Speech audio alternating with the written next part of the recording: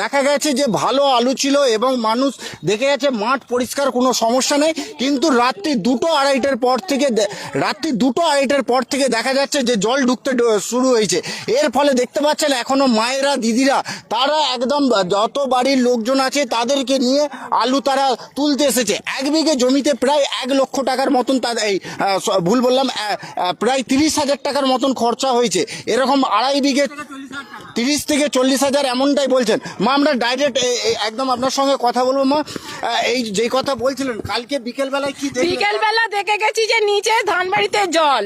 আমার ছেলে এসলো, বললো যে মা জল আসবে না, এখানে জল ভাঙলে অনেক জল দরকার।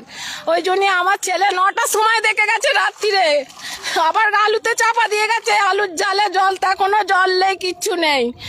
আর যখন ভোর 4টার সময় ফোন করছে যে এরকম বাঁধ ভেঙে গেছে, তখন আমরা আর কি করব, আমাদের কি করার আছে? সেই জন্য তো বাঁধটা ভেঙে গেই তো আমার সব গেল। হ্যাঁ, এটা আমাকে কিচ্ছু করতে, আমার তো ধান গেছে, আমাকে কিচ্ছু পাইনি। আবার এই যে আলু চাষ করলাম, যদি চলে যায় তাহলে আমরা কি করে বাঁচবো, দাঁড়াবো? একদম শুনতেই পাচ্ছেন যে বন্যায় আমরা খানাকুল জুড়ে বিভিন্ন এলাকা দেখেছি যে আমরা একদম সেই জায়গায় যে ব্যাপক ক্ষতি হয়েছে খানাকুল বিস্তীর্ণ জুড়ে। সেই জায়গায় দেখতে পাচ্ছেন যে এখন রাত্রি 2টো থেকে 2:30টার পর এই গ্রামে জল ঢুকেছে শুরু হয়েছে। ঠিক দেখতে পাচ্ছেন যে বাঁধটা আছে, সেই বাঁধটি কিন্তু গতবারে বন্যায় যে ভেঙেছিল, ঠিক আশ্বিন মাসের এরকম সময় তারা বন্যাটাই বাঁধ ভেঙেছিল বলে দাবি। এরপর দেখা যাচ্ছে যে বালির বস্তা, যেই জায়গায় আপনারা আজ বাংলায় এতক্ষণ দেখছিলেন, ঠিক সেই জায়গায় দেখতে পাচ্ছেন যে বাঁধটি বালির বস্তা দিয়ে আটকানো হয়েছিল এবং বড় জল যাচ্ছিল। সেই সময় বাঁধটি ভাঙতে শুরু হয় এবং বালিশগুলো, বড় বাঁধের যে ভাঙার জায়গাটি ছিল সেই জায়গাটি বালি দিয়ে রাখা ছিল, বস্তা দিয়ে, বালির বস্তা দিয়ে সেই জায়গাটা ঘিরে উঁচু করে রাখা ছিল এবং সেই জায়গাটা দিয়ে খালের জলের তোরে সেটি ভেসে যায়। এরপরে দেখতে পাচ্ছেন গোটা এলাকা, খানাকুলের গোটা এলাকা বলতে চিংড়া পঞ্চায়েতের বিভিন্ন প্রায় 10 থেকে 11টি গ্রাম আছে, যেই গ্রামগুলি এইভাবে জলের তলায় চলে গেছে এবং তাতে আলু, তিল এবং বিভিন্ন শাক সবজি ক্ষতির মুখে পড়েছে। এখানে আমি এক দিদিভাইয়ের সঙ্গে কথা বলবো। দিদিভাই, কখন থেকে আপনারা কি জানতে পারলেন? আমরা ভোর 4টে থেকে জানতে পেরেছি যে জল ঢুকছে, আর এমনই পরিস্থিতি যে 1 কোমর করে জল হয়ে যাচ্ছে। আলুর যা নষ্ট হয়েছে আমরা চাই এর ক্ষতিপূরণ দিতে, আর ওই বাঁধ যাতে মেরামত হয় সেই জন্য বাঁধের কাজ চালু করতে। অনেক টাকা খরচা হয়েছে, 30-40 হাজার টাকার মতো একটা বিঘেতে লেগেছে।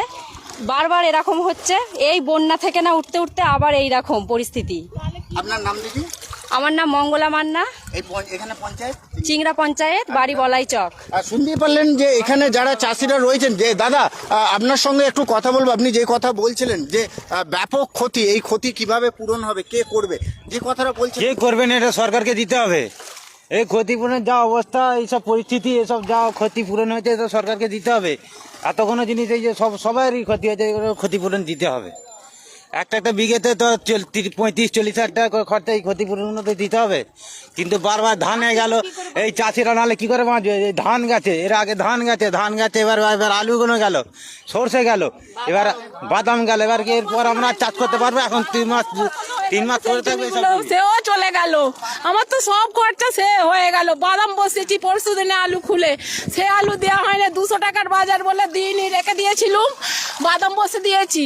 আবার সেই আলুকে মাথায় করে পুনরায় লোক নিয়ে এসে বস্তা করে আবার নিয়ে যাওয়া হচ্ছে জলে ভাসিয়ে কোনো রকমে। আমার তো লোকের ছাদ্য হয়ে যাচ্ছে, তাই আমি কি করব? যতটুকুন পাই, আর কি করার আছে আমার। আপনার কতটা জমি ছিল? হ্যাঁ, আমার 2.5 বিঘে জমি ছিল। এখানে কতগুলো আমার সব গেল।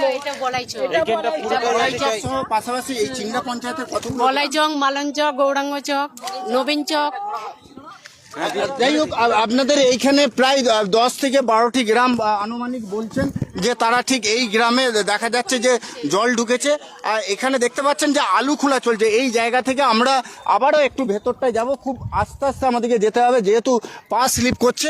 এবং একদম দেখতে পাচ্ছেন যে এই জায়গায় দাদারা মাথায় করে কোনো রকমের সেই আলু দেখতে পাচ্ছেন যে আলু কোনো রকমে তুলে আবার বস্তায় করে, এবং প্রায় যেই জায়গায় ঘটনা ঘটেছে মানে সেই মাঠ থেকে মূল রাস্তায় দেখতে পাচ্ছেন একদম লোকে ভর্তি এবং এবং সেখানে শুধু একটাই হাহাকার উঠছে যে আলুগুলোকে বাঁচাতে হবে, এমনটাই জানাচ্ছেন। আপনাদেরকে সরাসরি সেই লাইভে আপনারা দেখাচ্ছি আজ বাংলায়।